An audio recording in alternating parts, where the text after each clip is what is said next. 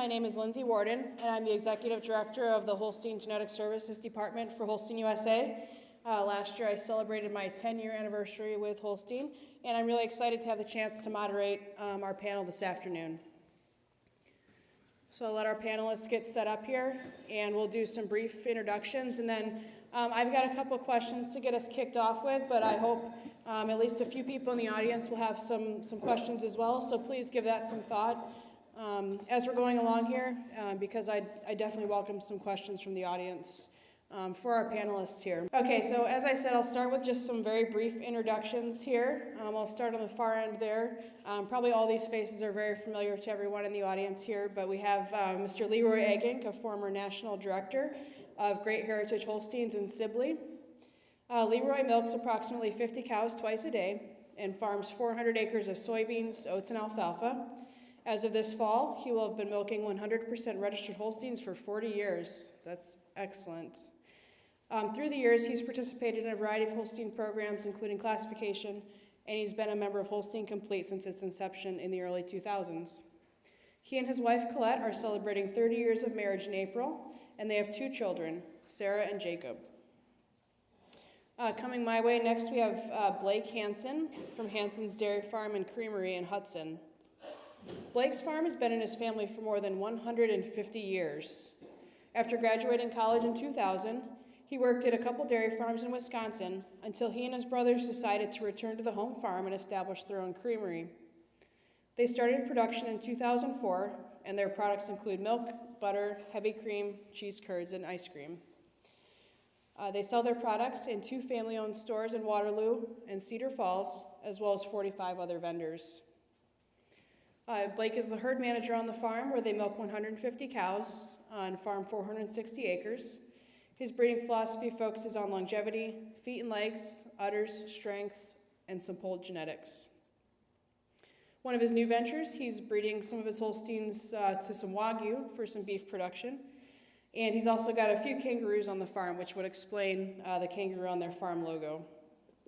Blake's wife is Jordan, and they have 2 children, daughter Reese and son Beckett. Next, representing Regencrest Holsteins in Waukon, we have Jason Danhoff. Jason's a cattle merchandiser and is involved along with his wife Sherry and father-in-law Frank in the breeding and marketing at Regencrest Holsteins. Over the last 20 years, he's traveled to more than 15 countries and dozens of states, helping cattle breeders prepare for shows, sales, tours, as well as other marketing opportunities. Over the last few years, Jason has been extensively involved in the day-to-day breeding decisions at Regencrest for their 800 milking cows, as well as their replacement heifers. And last but certainly not least, here next to me, we have Tom Schmidt from Morning View Holsteins in Durango. Tom was born and raised on their family farm, which has been in his family since 1924. They purchased their first registered calf in 1980, and have been working to grow their registered herd since that time. Upon graduating from Iowa State, Tom worked off the farm for 3 years and returned home in 1991. At that time, they started to actively purchase and market genetics, and 27 years later, they're still making a living from registered Holsteins. Tom and his wife Donna are celebrating 25 years of marriage, and they have 3 children. The Schmidt family enjoys sports in their free time, and Tom currently coaches for the Iowa Barnstormers AAU program. So that was just a very brief introduction to get to know our panelists a little bit better, but at this point I would like to just pass the mic down the table and we'll get started, and if each of you just want to give a little more information about your operations and just a little bit of a brief background on your farm.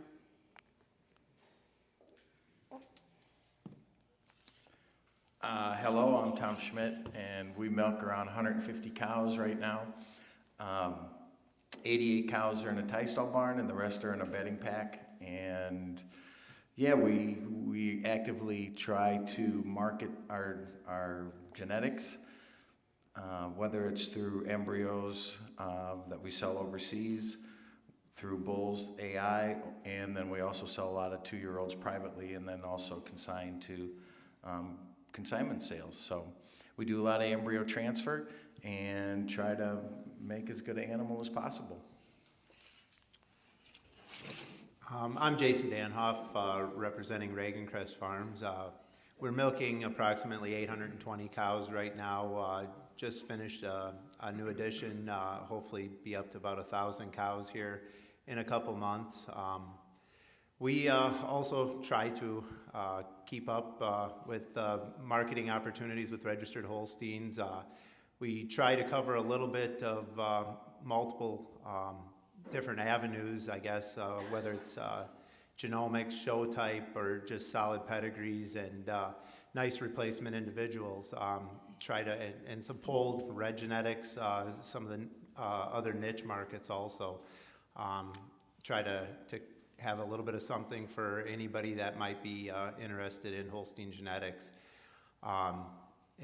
We do quite a bit of embryo transfer, try to sell some bulls, some embryos. We rely heavily on the income from embryo sales right now to subsidize the registered business. So, good afternoon, I'm Blake Hansen. As said earlier, we milk 150 cows in Hudson, Iowa, and we are a on-farm creamery that produces about 1,200 gallons of milk per day, and we started doing that in 2004. We do a lot of artificial insemination, very little embryo work, only on certain individuals that we would like to increase some genetics. But we do purchase a few embryos from other farms to increase the genetic value of our herd without bringing in any diseases. We are a closed herd, so in order to keep it closed, we can get embryos from other sources. We do open up the farm for tours in the summer months. We usually get about 5,000 to 6,000 visitors a summer, and we show the customers or visitors or whatever how their milk gets from the cow to their table, and we strive really hard to promote the dairy industry and try to improve the milk consumption to our customers and let them know where the product comes from. On the genetics side, I've been using a lot of old-time genetics, you can call that, I suppose. It's bulls dated 1965, older. And it's kind of a unique thing that I've been doing, just to compare the old genetics versus the new genetics. And they are very different, but if you have any more questions later on, you can ask me when we open the table for questions. But it's kind of an interesting thing that I see as they get older. It may hurt the TPI numbers quite a bit, but our main focus is selling milk to the public, so we aren't really concerned about that number. We just want to breed good, solid cows and give the other dairy farmers the opportunity to come to our herd and buy good commercial cows. Hello, I'm Leroy Eggink, and we tried to breed for type, have done that my whole life, and are continuing to do that. We are trying to breed also a cow that lasts a long time, multi-generations of that, and also through doing that, hope to be profitable. I have to say, in the last 6-7 years, that has been a difficulty. Since the onset of genomics and the change in the philosophy of what makes a good cow, that has been a very big challenge on my farm. But to be honest, I haven't changed my philosophy. It probably will be my downfall, but the reality is I want to breed cows that I enjoy to milk. I'm milking 50 cows. I do it twice a day myself, so I'm going to breed the kind of cows I like. And it's a challenge, and I think there are other farmers out here that are seeing that same challenge, and I pray and hope that we see a swing that gets back to where a good, honest, not high genomic, but those cows of value through generations of breeding will get value back. And that's still what I try to do. All right, I'm actually going to start right back at this end of the table with my next question. So again, I'll be inviting questions from the audience here shortly. So if you've got those thoughts or questions for the group, we'll be asking for those here soon. So some of you touched on this a little bit in your introductions, but just tell us a little bit more specifically about your current breeding program and what you're focusing on. And also, what are some of the specific bulls that you're using today, and why have you chosen to use those bulls? As I mentioned, we're breeding for type, and some of the bulls are using basically looking for phenotypic data, not data from animals that just have a number on the paper. Well, I want generations of real data, milk records, classification records, generations that show me that the data is real. Another specific that I have that I continually get ridiculed on the farm for, I'm still breeding all 100% registered Holsteins. I haven't dipped into the negative pool yet. It's been a challenge, and to say that's a challenge because there are so many good bulls and opportunities out there to use those bulls, but that's how I was raised, and I just haven't gone away from that yet. I'm not saying the day won't come, but as of now, I'm still holding firm. Another thing we are using is a lot of young sires. Again, more challenging to find that are 100%ers out of good, strong cow families. I'm not seeing that in a lot of studs anymore. I'm finding them from breeders throughout the country, going to independent sales and salesmen that handle probably a breeder-proven bull here and there, and looking for genetics that way, not necessarily all from the bull studs. We do use some stud work, either select sires or C-mix mostly, but most of my genetics are coming from now young sires from high ICAL phenotypic data cow families. And we look at cow families stronger than sire stacks.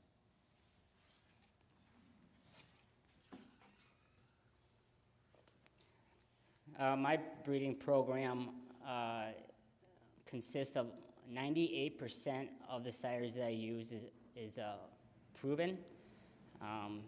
The 2% that are young sires are usually the polled genetics. There's not a lot of proven polled genetics out there that strike me as being dominant.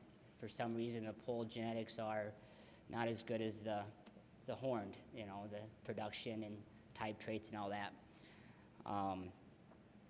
We do a lot of breeding based off of what the cow looks like. We want to see the cows live to be 8, 10, 12, 13 years old and produce 200,000 to 300,000 pounds of milk in their lifetime. Those cows are the cows you want to breed from. And the sires that I are using today, the elevations, the chiefs, the black stars, the marks, astronaut and bootmakers, hopefully those sires are going to breed in some strength back into the cows, because the cows that I see today are lacking a little of strength and the will to live. And the feet and legs are very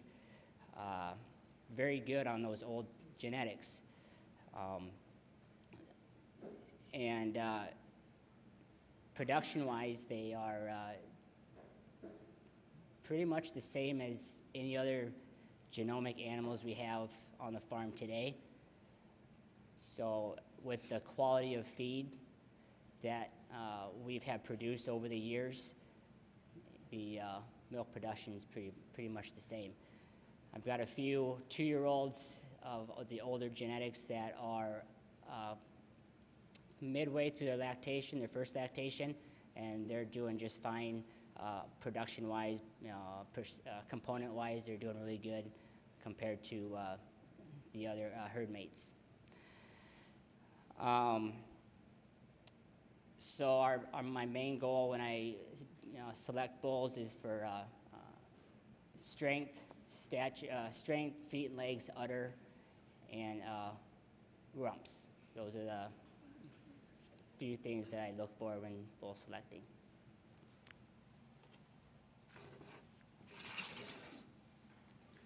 At Reagan-Crest, we are primarily using genomic sires, I would say as much as 90 to 95%. We do still use some proven bulls that worked well for us as genomic young sires, especially when we like the daughters we're milking, and they've held, and the ones that have held well in relation to the population. As I mentioned, we do try to breed a lot of different avenues, whether it be genomic, show type, or red or polled. So we do use quite a variety of sires. I think primarily on the commercial cows, we've been really cognizant and aware of management traits lately, trying to use, especially watching productive life, daughter pregnancy rate. In the commercial herd, it became very important, I'd say, to us to be able to get our cows bred back a little bit quicker. And I think we found quite a bit of emphasis in the breed in general has gone that way. And I know when we go out and you work with the cows, when you're vet checking that many cows, it became quite impressed upon me anyway immediately that we need to be very careful of what we use that way. So I'd say that's one area of focus. We do really appreciate high type animals, and we're always striving to keep that high. We do have fairly high standards as far as udder, composite, and overall type PTAT on most of the bulls we use for the commercial herd. But we do like to correctively mate what we have, and I think that's important. I think there's a lot of bulls out there right now where you can correctively mate to the animals you have. We're also like to be aware of cost when we're doing it. It's hard to always get some of the best genetics that's available, and especially in the young sire, the genomic era, it's a very limited amount. So when we're breeding as many as 300-400 cows a month, you try to find a price point that is achievable, or that is going to allow us to stay in business also with the best genetics we can get at that point. So I think we're also pretty aware of that. As far as as individual sires, we try to use the most up-to-date things that are available from each and every stud or from individual breeders. So it ends up being a pretty wide array to fit each marketing avenue we're attempting to participate in.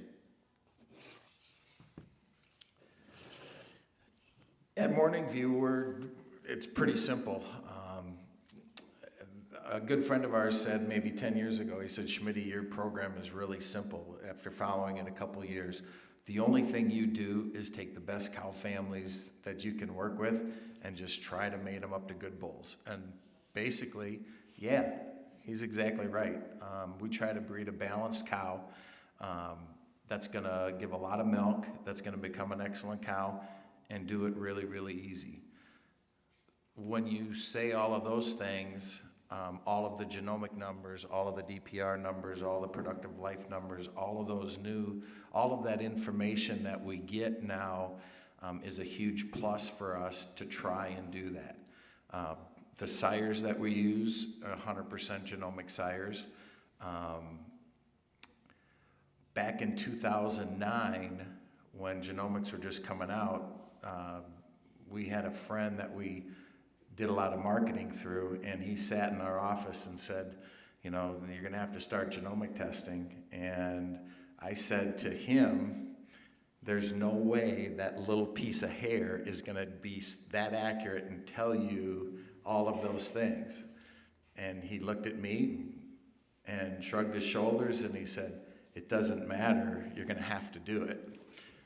8 years later, and at that point, every animal on our farm, we committed to genomic test. So every 10-year-old cow, every newborn calf was genomic tested in 2009. So our whole herd was. I don't know if that had a big influence of how accurate genomics are at our place, but we're to the point when we get our genomics back on a calf, we know exactly what kind of cow she's going to be. We can say this little calf at 4 months old will have a high cell count by the time she's a 4-year-old. We can say this animal is going to breed back with no problem at some day. It's been incredibly accurate on our farm. Is it because we have so much more reliability within our own herd because everything was tested? I can't answer that. But because of that, yeah, our bulls are 100% genomic tested. We see it generation after generation. When we get that genomic report back as a little calf, that's what she becomes as a mature cow. We have also seen a great 2-year-old, and Jason, I would venture to say you've seen it too. You get a 2-year-old that calves in, and you say, wow, why in the world didn't I flush her as a heifer? 99% of our flushes are on virgin heifers now. And when that great 2-year-old, and you go back and you say, wow, you know what, her type wasn't supposed to be so good, she's not supposed to breed back, she hasn't been a problem yet. By the time that animal's a 4-year-old, you think back and you say, oh, wow, that's why I didn't work her. Genomics is looking at that animal as the mature animal, not as a 2-year-old, not as a heifer, but when she's a mature animal, and you shake your head at it every time and you say, wow, that great young 2-year-old. We've all had plenty of cows that don't mature out to be great mature cows. They look fantastic as 2-year-olds, and genomics pegs it again. So genomics is a big part of our program, not just because of the marketing, but it has been very accurate on our farm. I'll go ahead. I've got several here we can keep going with. Okay, so this one would be for everybody. While the Holstein breed has a wider array of genetics to choose from than any other dairy breed, is there something you're looking for today in a bull that is hard to find or maybe not available at all in today's population of bulls to buy? And if so, what might those qualities be? Does anybody want to take a first crack at this? Jason said he felt left out, not being on. All right. In the end, we never get to start, so. Thanks, Tom. No problem, buddy. I did have a couple ideas on that, though. I'm glad Tom's letting me go first. There's a couple different things, especially with the polled marketing. Blake kind of touched on it before, a little bit more limited options there. That gets a little bit challenging to find some different bloodlines and to find ones that are genomically or genetically comparable to their horned counterparts. I think we have a challenge to find breeding animals in that area, and we've invested, I think, quite heavily in that area, and it can be kind of challenging. It's also been a very rewarding area for us to find some successful newer families or families that we've been able to market very successfully off of. Also, so it was challenging, but also very rewarding from that aspect. The other part with the genetic end of things, where we have a little bit of a challenge, I think, is to find some different bloodlines, and that I sometimes think people don't put enough emphasis on finding new bloodlines. It's maybe about the highest numbers that are available, and I'm a little bit concerned sometimes that we are kind of narrowing the genetic pool a little bit. When this all started, it was going to find a lot of new bloodlines, and I'm not sure that we've really headed that way. I think a lot of that is the way some of this is marketed and presented to the breeders, that only the highest options are presented as the most desirable, and maybe we haven't quite put enough value on outcross or different genetics. I have some concerns about that, but I wish in that area it would be a little bit more available, or something we need to watch in the future.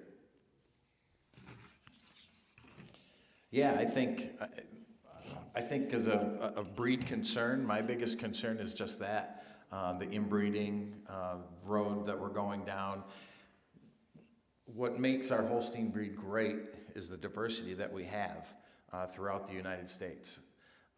We see it all the time. We're having fewer and fewer farms, dairies, that are trying to sell genetics or market genetics or even trying to sell a bull to AI. In years past, what has always made our association, the Registered Holstein, so fantastic was, for the 30 years that we've been marketing genetics, we have a formula change in our index. Whenever we would have that formula change, whether it was B to production, whether it was B, let's put a little more focus on health traits, or whatever it was, because of the great diversity of our breeders, it was so easy. Hey, you know what? I might not have what I want to market. I could go to Jason or to somebody else throughout the United States and find that animal, and it does two things. It creates income for me as a marketer, but it also created a lot of income potentially for the person that bred that animal, so we're all benefiting. My concern with the inbreeding side of it is we're getting fewer and fewer breeders that are trying to market genetics, that are trying to sell bulls to AI, which potentially could really put us on a narrow path to a potential problem. For me, I think it's as great a time as ever to try and market genetics, and it's not because we're doing it, but the thing that I would like to get other breeders to consider again is to go down that road, because there are plenty of opportunities yet. You might not sell as many bulls to AI as what we used to, but you're gonna make more money doing it, and I completely understand the disappointing side of it. Jason, when you used to have 4 full brothers and they all went to AI, well, now you might sell 1 out of those 5, but you're making more money, aren't you, as a breeder, potentially. So, and I think as a small farm, and that's what we are, and we have no plans of getting any bigger. It's an issue, and it's something that we've been fortunate that's what makes us profitable.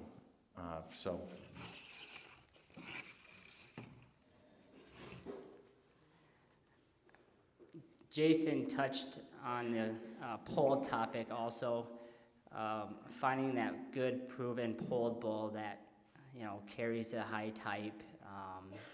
For me, the strength, feet and legs and udder, but for some, the genomic, the high TPI number, it just doesn't go up as fast as their counterparts, the horned cattle, do. Another thing that they touched on was the outcross pedigrees. The genetic path is getting so small right now because when a young genomic bull comes out of the gates, their numbers look really good. And they look way better than the proven bulls. So of course, the breeders want to use a bull that looks really good on paper. And I think that's where the industry is going, which is fine. But eventually that genetic pool is going to get extremely small. I know I've talked to John Meyer a while ago, and I showed him a bull stud here company, and I circled young genomic bulls that are on here, and this shows here everything that's circled. The maternal line and paternal line have mogul or super sire in the pedigree. So if you look at this sheet of paper here, that's how narrow the genetic pool is getting if everybody continues to use those high genomic bulls. So that's a big concern, and they've touched base on that too. We need to find something new and different for the next generations. I guess I'm going to head down the same path. I was on the board when genomics was introduced, and one of the things we really looked at and really thought was going to happen was the onset of finding outliers. And that has been the biggest disappointment, in my opinion, of genomics. Genomics has such advantages in other ways, but we did not find those outliers we were hoping to find to utilize to open our pool of genetics. It just haven't been, I don't know if they aren't out there, or we haven't found them, or hasn't been used correctly, but again, that's the biggest disappointment, because I see us too running down into a narrow path of the same genetics and finding somewhere down the line it's going to be a problem within our breed.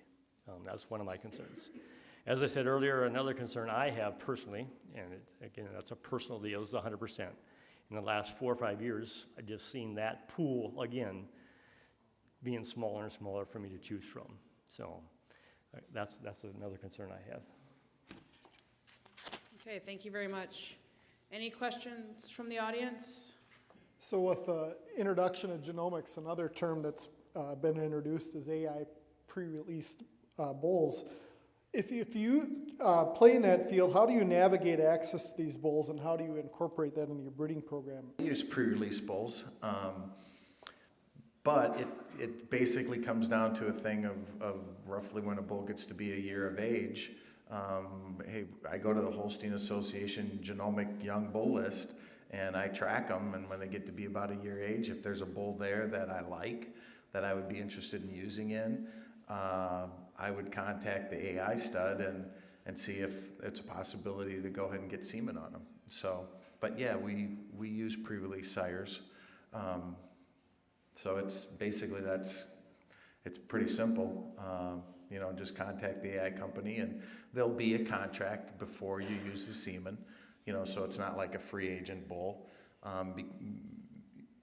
which I completely understand, but I also, you know, it's a give and a take situation. You know, the AI company's helping me out, and I'm helping the AI company out, hopefully trying to make a bull. So the one thing, just to touch on what we were talking about a minute ago, you know, we all agreed that inbreeding is probably a potential problem for us, but we're all the problem.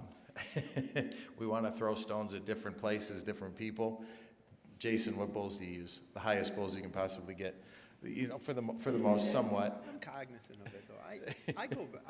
I use a wide variety too, and I've made a point of trying to avoid modesty blood now to a heavy degree, and we'll find, even though it might be a freckle lower down the list, we'll go to those bulls. And I think anybody that has sold me semen knows that I'm pretty aware of that, and we try to do that. So. Yeah, and I agree. That's exactly where we're at. You know, like the AI list there, those bulls are on there because that's who makes them the most money. You know, so that's so us as breeders, that's what we're buying. You know, so sometimes we got to look in the mirror ourselves too. So. Go ahead. Yep. Regarding Corey's question with the pre-release semen, we also use it too. I think it's the way to get the greatest genetic gain right away, especially on the genetics that we're interested in marketing. You know, we can get the best genetic gain off of that for sure. I don't know that I'm particularly happy sometimes with the contracts that we get, but I do realize that they have a lot invested in those bulls also, and in this particular situation, they need to recoup their investment also. I do have concerns about the limited availability of some of the genetics, and in the future, I think this is a trend that is perhaps maybe slightly detrimental to the breed. Some of the best genetics not being available to everybody, or not being used widely enough because they are potentially like a little bit more controlled than some of the other genetics, or like some of the control of what's available. That concerns me quite a bit. You know, I'd like to see There's some bulls out there right now that I think just won't have the impact in the breed that perhaps they should have. And as a breeder, I find that really disappointing that perhaps due to outside influence, some of these bulls won't have the impact that they should. And I don't know that that's doing any of the Holstein breeders a real service. So that'd probably be my biggest concern with that. But I definitely see the perspective of the AI companies protecting their investment and needing to get a return off of it also. This would mostly be for the guys that are selling bulls to AI, or I guess any breeding program. Are you guys using the inbreeding calculator at Holstein, and what is your percentage limit that you'll do? Every mating that I do, I use the inbreeding calculator, and I've got a group of 10 bulls that I've got actually two pages, up to 20 bulls that I throw the heifer in and see what's going to come back. But yeah, every mating we use the inbreeding calculator. I have not gone over 15% yet. I like to stay under 13, but I have gotten up to, that 14. And, the thing that's shocking, so here's the thing that I'm considering right now. I've not done it, and I just started punching some animals in. I think the thing that made us really as an association years ago, Jason, you'll remember this, we used to be so divided when you said index and then you said, good cows show type. And then along came Durham, and along with Durham, we had that great show type. Then we had a formula change. And now we threw Durham right into the smack dab, one of the best index bulls that we could throw in because of his health traits. I think there's a few things in our formula that we could change that really could help us out through this inbreeding. The one thing that I'm looking at in our own farm right now, we haven't flushed a cow, and that's a 2-year-old also, for a couple of years now. We get into a situation where we're breeding a year-old heifers on year-old bulls. Some of my best matings are always coming back, and I haven't done a lot of IVF, but some of the IVF that I do on some of our best heifers, they're now pregnant, and I don't do any IVF until they're pregnant, but they're pregnant, so now you're talking about, maybe a 18, 19-month-old animal with another different genetic wave coming up, and in the last year and a half, some of our best animals have been coming from those IVF calves because you have a little more genetic diversity there. So what I'm looking at now, hey, maybe some of these 2-year-olds are getting far enough away because we've sped up everything so quick. Maybe some of my best 2-year-olds I should be going back and looking at, even though there's 100 points TPI difference between them. I haven't done it yet, but it's something that I am looking at. Regarding the genetic inbreeding calculator, I do use it for matings on flush animals in particular. Usually, if I have a couple options that I find quite attractive, I'll reference it. I'm not very religious about doing it. It's periodically, and it's usually only on heifers that we're flushing for genetic purposes. And if we have multiple pre-release or interesting bulls that we're working with at the time. As far as a percentage, 12, 13, but at the end of the day, we will go quite a bit higher if I think for other reasons it's an attractive mating. Most of these animals we're working multiple times, so we have the opportunity to go both or multiple different ways, whether it's a low inbreeding or even a higher inbreeding to try and achieve what we're looking for. I don't use the calculator, I just look at the pedigree and go from there. My question is, what effects do trends in the breeding programs have on current milk prices? Good question, because where we're at in the market right now, we don't need any more milk. That's our biggest problem. I do like the idea, what Tom said, components are big. I mean, the higher components we can get are a big part of improving our milk check, because we can't get it by producing more pounds right now. That's part of my concern about the high genomics. Most of them are based, you look at high protein, high fat, it still comes back to high volumes of milk. That's the way the formula is generated. So, and we just don't need the milk. I'll put out a personal plug again. We need some type of supply management program so we can manage the supply we have in this country to make us profitable again. It's just the only way I think it's going to work. The bigger are going to get bigger and the smaller are going to get out. It's the generations we've seen from cattle to hogs to chickens, and now it's infiltrating into the dairy industry. So it's just a huge concern.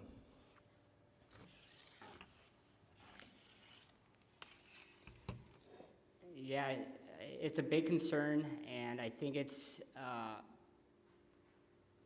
everybody's pitching in to cause this problem.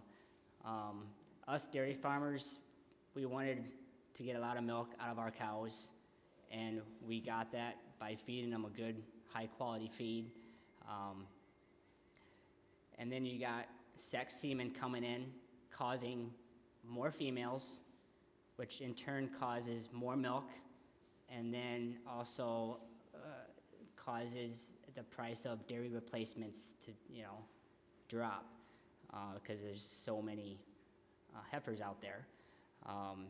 So it's a big ongoing problem that we all have a part in it, and with this quota system that these co-ops have started, hopefully in time it's gonna improve components and lower the fluid milk volume. As far as the question, yeah, I think, like everybody, we're a little bit, or certainly more cognizant of the way we breed for components. Just because, fat's at a premium right now, we get paid more for fat, and so we do breed for it. But as we know in this business, it takes a long time to make any genetic change. It's 3 years basically before you really see any progress you've made. And I think long term, when you look at the world economy, there's a growing middle class everywhere, especially in Asia. The population's growing exponentially every year. There's always going to be a demand for fluid milk too, and we need to produce an efficient animal that can produce high volumes of milk along with components, and we need to be prepared because it's the path of the future. There's going to be more people to feed, and you're going to have to be more efficient at it. And so I think although right now we are reacting to the market, breeding for higher percentages, we'll also keep breeding for higher milk production also for the future. No doubt. Leroy, you hit it on the head. As much as all of us would love to, hey, we used to milk 50 cows and we went to 88 cows and now we're milking 150 cows. We would love to be able to stay that small farm, maybe at 50 cows, and be able to be profitable. I agree with you 100%. But tell me what business in the world doesn't keep growing. There's billion-dollar companies that are constantly merging throughout the world. They don't merge because they want to. They're billion-dollar companies. They merge because they have to be more efficient. Jason hit it right on the head. And that's where it comes in, is we have to continue to try and breed the most efficient animal as we possibly can, just stay competitive. This question's probably more directed toward Blake, and it's how hard is it to find some of the older bulls that you like when you start mentioning Chief Mark, Bootmaker, Elevation? How hard is it to find that semen out here compared to the modern genetics? Well, my dad had a bunch of it still left in the tank. That got me started, and I found a guy in Pennsylvania that had a big supply of it until I basically wiped them all out. So eventually it's going to run out, which I understand that, and then I'm just going to move on to the next generation after that, and then kind of go from there. But so far so good. The supply is okay on my end. Okay, any other questions from the audience? The biggest thing that's changed for us In the last 5 years, 10 years, you don't have to advertise anymore. You know, we used to put a lot of money into advertising. We advertised our farm, advertised our animals. We don't put anything. I'm not a social media guy. We're not on Facebook, but although there's times I think we probably should to advertise more to American dairymen, you know, so they see what we got. But as far as our marketing program, anybody throughout the world, all the AI studs, it's all out there already. They pull up a list, they know exactly what I have, they contact me, hey, we're gonna come, these are the animals you wanna see. I don't have to advertise like I did years ago, so. Definitely agree with Tom. There's no need to spend that much money on advertising at all. It's all out there, it's public information. You know, I think that's a great part of what Holstein does is get some of the information out there so that if people are interested, you can find it and it's quite easily accessed. You know, I think that along, just like Morning View, I like to think that Reagan Crest has a good reputation and people come for the genetics that way also, and that helps us with our marketing. And you know, the social media, we need to look towards more avenues of like more efficient marketing. Free marketing it's great, you know. It's there's a lot of ways that you can get a lot of information out there at a real low cost right now. So I know in the future we need to be more aware of that too in promoting our product, but I think Holstein does a pretty nice job of it through the different lists and our website information that they can get about our herd without even having to contact us, or it's just readily available through different lists and different platforms like that. We usually have to sell 60 to 70 cows a year to other dairymen, and we've been doing that for many years, and usually I can easily make a phone call or they call me looking for cows, because if they bought from us before, they like what they see, they're going to come back. So I guess we got the reputation of selling good quality cows that last for a while. I agree with Blake. Most of the time it's repeat buyers, but in the last year and a half that challenge has been greater because most of them have all the cows they want through the comments we made before, you know, sex semen, more milk than I can sell through a quota system or whatever. But usually most of my cattle are gone to repeat buyers that have seen it. We do watch sometimes people say, okay, I need some cows, you know, somebody will call or I hear information from a field person or something. But it's been a bigger challenge in the last year and a half than ever I've had before. Otherwise, it's just, again, make a call and the cows are gone. But that's a bigger challenge for me right now is moving the extra cows. And it's a financial thing for everybody. Okay, thank you very much. And with that, I think we'll continue to move on with our program, but I'd like to thank everybody in the audience that had some fantastic questions, and also, of course, our panelists. Can we get a big round of applause, please?